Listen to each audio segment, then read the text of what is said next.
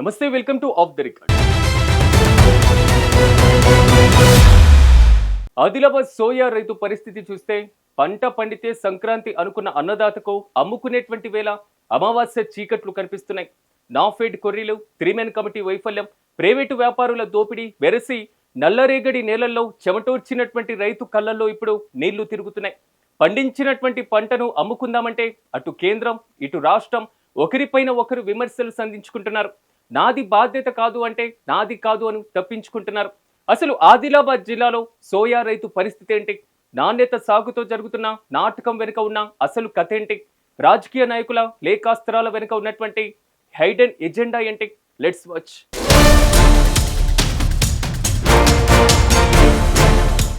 ఆదిలాబాద్ జిల్లా అంటేనే సోయా సాగుకు కేర్ ఆఫ్ అడ్రస్. ఈ పంట ఈ ఏడాది సుమారు 71,000 ఎకరాల్లో సాగైంది. అంచనాల ప్రకారం దాదాపు 7 లక్షల క్వింటాళ్ల దిగుబడి వస్తుందని అధికారులు లెక్కలు వేశారు. కానీ క్షేత్రస్థాయిలో సీన్ కట్ చేస్తే రైతు కష్టం మార్కెట్ యార్డులో కుప్పలు తెప్పలుగా పేరుకుపోయింది. ఇక్కడ వ్యవస్థల మధ్య సమన్వయం లేక రైతు బలిపశువు అవుతున్నాడు. కేవలం 20% పంటను మాత్రమే కొనుగోలు చేసి నాఫెడ్ చేతులెత్తేయడం ఇప్పుడు జిల్లాలో అగ్గిరాజేస్తోంది. మద్దతు ధర దక్కక దిక్కుతోచని స్థితిలో రైతులు తమ కష్టాన్ని కనీస ధర కంటే తక్కువకు అంటే దాదాపు 4,000 రూపాయలకే ప్రైవేటు వ్యాపారులకు తెగనమ్ముకుంటున్నారు.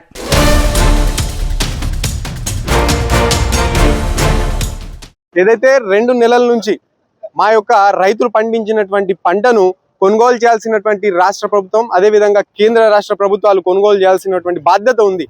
కానీ ఈరోజు అవి చేయకుండా అనేకమైనటువంటి కష్టాలను మా మీద రుద్దడం జరుగుతుంది.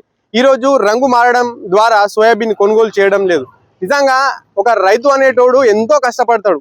ఏదైతే ఈ సంవత్సరం వర్షపాతం ఎక్కువ కావడం వల్ల కొంచెం కలర్ అనేది డ్యామేజ్ అవ్వడం ద్వారా ఈరోజు చాలా అంటే చాలా దారుణమైన పరిస్థితిలో ఉన్నాడు రైతు.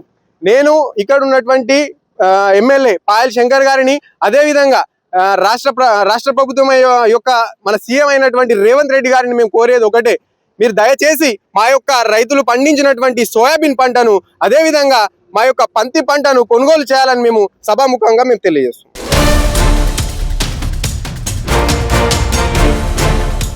నాణ్యత పేరుతో నాఫెడ్ పెడుతున్న కొర్రీలు రైతుల సహనాన్ని పరీక్షిస్తున్నాయి. తూకం వేసి బస్తాలు నింపి గోడౌన్లకు పంపిన లారీలు అక్కడ రిజిస్టర్ అవుతున్నాయి. డ్యామేజ్ శాతం ఎక్కువగా ఉందనే సాకుతో పంటను వెనక్కి పంపుతున్నారు. ఇక్కడే అసలు ట్విస్ట్ ఉంది. జిల్లా కలెక్టర్ ఏర్పాటు చేసిన త్రీమెన్ కమిటీ క్లియరెన్స్ ఇచ్చినా కూడా నాఫెడ్ కేంద్రాలు పంటను వెనక్కి పంపడం అధికారుల మధ్య ఉన్న కోఆర్డినేషన్ గ్యాప్ కు అద్దం పడుతోంది. కమిటీ ఓకే అంటోంది, నాఫెడ్ నో అంటోంది. ఈ మధ్యలో రైతు మాత్రం లారీల అద్దెలు కట్టలేక పంటను కాపాడుకోలేక విలవిల్లాడుతున్నాడు.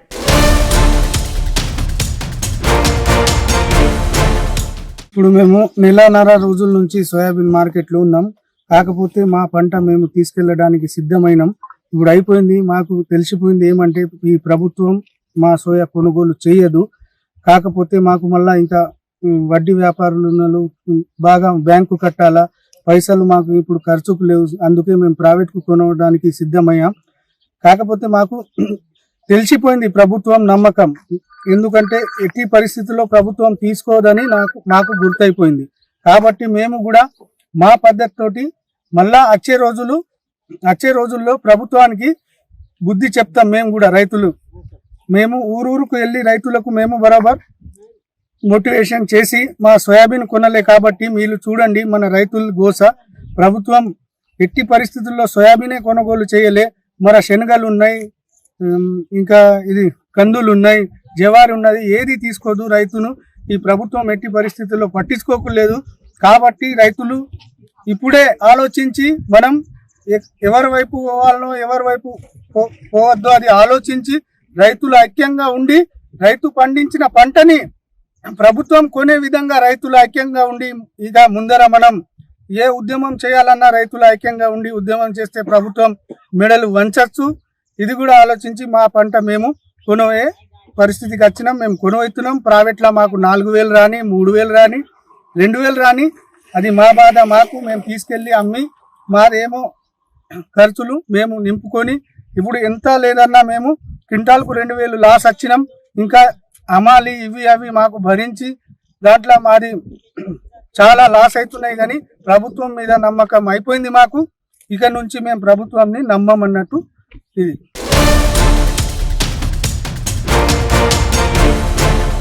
క్షేత్రస్థాయిలో రైతన్న కష్టం పండించిన పంటను అమ్ముకోలేక కన్నీళ్లు పెడుతుంటే ఆ కష్టాన్ని రాజకీయ పెట్టుబడిగా మార్చుకునే పనిలో పడ్డాయి ప్రధాన పార్టీలు. ఆదిలాబాద్ జిల్లాలో ఇప్పుడు వరి రాజకీయం పీక్ స్టేజ్ కు చేరుకుంది. జిల్లా ఇప్పుడు రాజకీయంగా సెగలు పుట్టిస్తోంది. అయితే అది గెలుపు గుర్రాల కోసం కాదు, అన్నదాత పండించిన తెల్ల బంగారం కోసం. పత్తి కొనుగోలులో నెలకొన్న ప్రతిష్టంభన జిల్లాలో ఉద్రిక్తతకు దారితీస్తోంది. కేంద్ర మంత్రి కిషన్ రెడ్డి ఇచ్చిన హామీ ఏమైందంటూ రాష్ట్ర ప్రభుత్వం నిలదీస్తుంటే మేము ఇప్పటికే లేఖలు రాశామంటూ బీజేపీ నేతలు సమర్థించుకుంటున్నారు.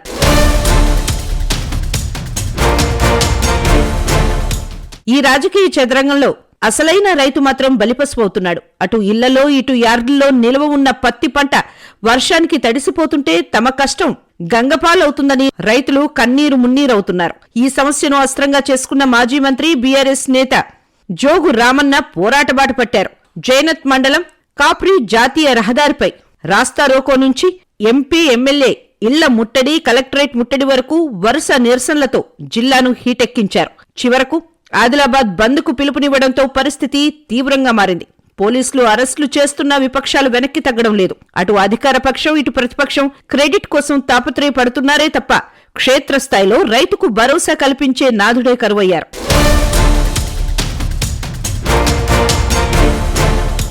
పెండలవాడకు పోయింది ఏ కమిటీ ఎవరు అదే పెండలవాడకు పోయింది ఏవో గారు పోయారు. ఏవో గారు ఈ కమిటీ ఉన్నారు. వాళ్ళని పొమ్మంటాం, వాళ్ళు పార్లమెంట్ కు అడగపోతే ఢిల్లీకి పోయి కూర్చుండబెట్టాలా? లేకుంటే రైతులు ఆత్మహత్యలు చేసుకునే చచ్చుడికి ఇందిరా మందికి కారణమైతే మరి ఇలా మనమందరం అధికారులము వీళ్ళెవరో మీరు చేస్తారు. మీరు సిఫారసు చేసిండ్రు, ఏబీసీ గ్రేడ్ పెట్టమని చెప్పి మీరు పంపించిండ్రు. మేము కూడా ఏబీసీ గ్రేడ్ పెట్టమని డిమాండ్ చేస్తున్నాం. నాణ్యత లోపించిన సైంటిస్టులతోటి పరిశోధన చేయమంటున్నాం. ఆయిల్ పర్సెంట్ ఎంత తగ్గుతుందో దాని మీద గ్రేడ్ ఫిక్స్ చేయమని చెప్తున్నాం. ఏదో ఒక రకంగా రైతుల దగ్గర ఉన్నటువంటి పంటను కొనటానికి వరకు ప్రణాళికనైతే చేసుకోవాలి కదా. కదా ఇప్పుడు సెంట్రల్ మినిస్టర్ వచ్చిండు, కిషన్ రెడ్డి 2 రోజుల్లో తీపి కబరిస్తాను చెప్పిండు, స్టేట్ మినిస్టర్ చెప్పిండు, ఎమ్మెల్యే చెప్పిండు, ఎంపీ చెప్పిండు. అందరు చెప్పిన తర్వాత వాళ్ళు చెప్పినాకనే అసెంబ్లీ పార్లమెంట్ లెవెల్లో ప్రభుత్వం నిర్ణయం తీసుకోవాల్సిన బాధ్యత ప్రభుత్వాల మీద ఉంది తప్ప మీ మీద లేదు. మీరు వచ్చి చెప్పినా మేము నమ్మే పరిస్థితి లేదు. ఇప్పుడు మీరు చెప్పొద్దనే మరి కమిటీ ఎవరు వేసిండ్రు? ఎవరన్నా ఉంటారు. మాకు ఇప్పుడు నా పేరు ఉండదా, మీరుండదా?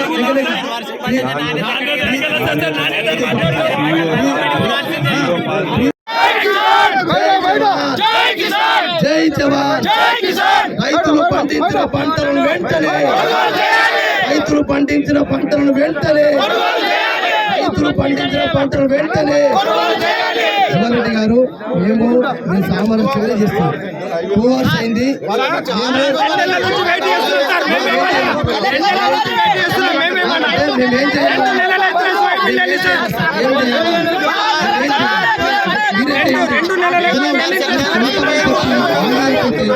పోలీస్ స్టేషన్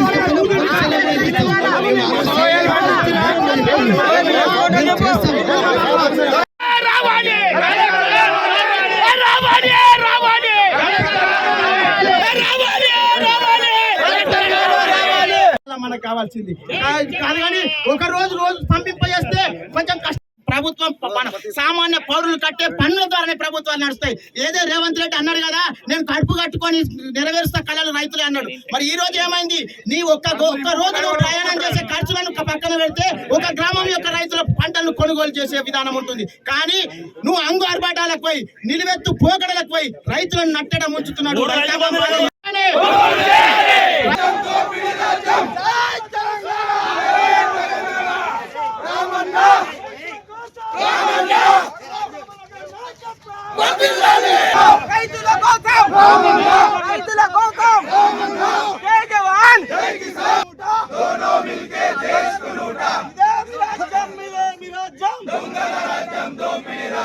రంగుమాల సోయాబీన్ వెంటనే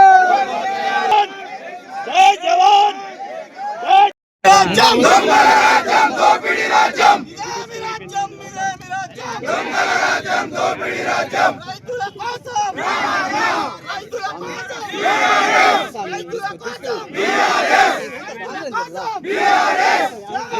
తెలంగాణ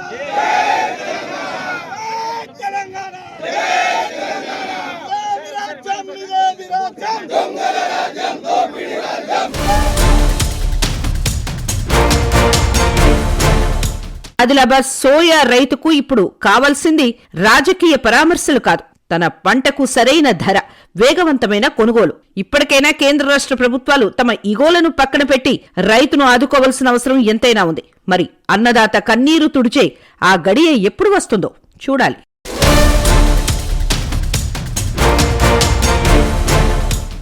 ఇది మొదటిసారి కాదు, నెల రోజుల నుంచి రోడ్ల మీద రోడ్లు ఎక్కుతున్నాం.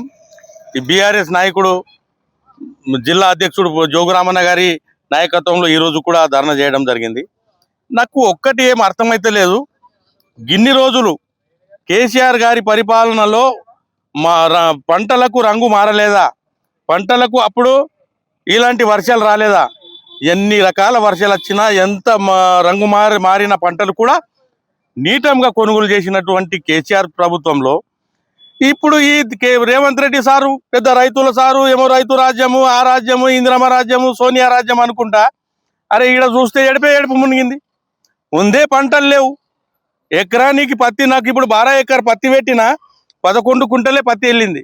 ఆ పత్తి కూడా ఇప్పటికీ ఇంటికండి ఉన్నది. ఇలా మ్యాప్లు అనుకుంటా అన్ని పరిశాన్లు ఉన్నాం. ఆ పత్తికు రేటు బరోబరు లేదు. సోయాబీన్కు అమ్ముదామంటే నా సోయాబీన్ వర్షంలో తడలే.